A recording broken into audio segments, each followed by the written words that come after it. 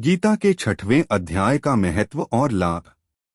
श्रीमद् भगवद गीता का 6वां अध्याय आत्मसंयम योग के नाम से जाना जाता है।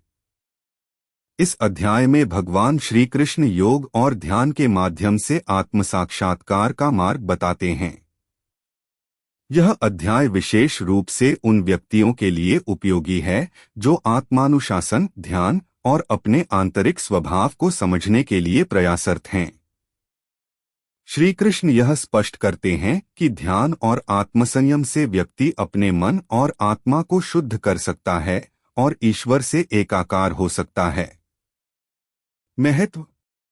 ध्यान का महत्व।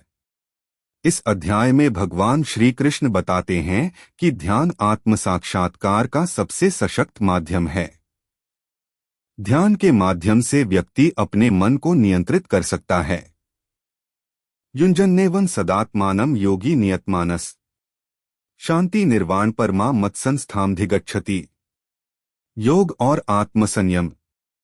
आत्मसंयम को सच्चे योग का आधार बताया गया है। योग का अर्थ केवल शरीर के व्यायाम से नहीं है, बल्कि मन और आत्मा का संतुलन बनाना है। संतुलित जीवन जीने का संदेश। श्री कृष्ण कहते हैं कि योगी वही है जो न अधिक खाता है और न ही अधिक उपवास करता है। संतुलित जीवन ही आत्मसंयम का आधार है। युक्ताहार विहारस्य युक्तचेष्टस्य कर्मसु युक्त स्वप्नावबोधस्य योगो भवति दुःखा। ध्यान की विधि। भगवान ध्यान करने की विधि बताते हैं जिसमें मन को एकाग्र करना, स्थिरता बनाए रखना और सांस पर ध्यान केंद्रित करना शामिल है। योगी की परिभाषा। इस अध्याय में श्री कृष्ण बताते हैं कि सच्चा योगी वह है जो सभी जीवों के सुख दुख को समान रूप से अनुभव करता है और किसी से द्वेष नहीं करता। सुखं वा यदि वा दुःखं स योगी परमो मत। लाभ। मन की शांति।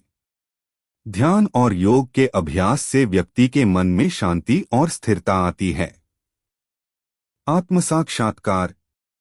इस अध्याय के अध्ययन और ध्यान के अभ्यास से व्यक्ति अपने वास्तविक स्वरूप को पहचान सकता है।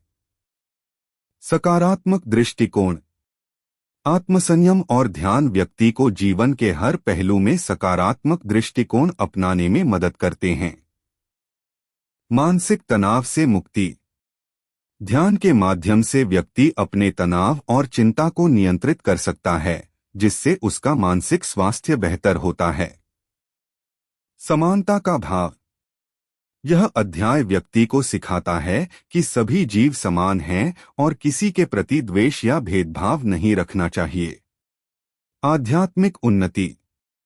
इस अध्याय के उपदेशों का पालन करने से व्यक्ति आध्यात्मिक रूप से उन्नत होता है और ईश्वर के करीब पहुंचता है।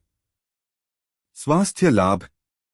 योग और ध्यान न केवल मानसिक शांति प्रदान करते हैं बल्कि शारीरिक स्वास्थ्य को भी सुधारते हैं। निष्कर्ष। गीता का 6वां अध्याय ध्यान, योग और आत्मसंयम के माध्यम से जीवन को सही दिशा देने का मार्गदर्शन करता है। यह अध्याय सिखाता है कि आंतरिक संतुलन और अनुशासन के बिना सच्ची शांति और मोक्ष प्राप्त नहीं किया जा सकता।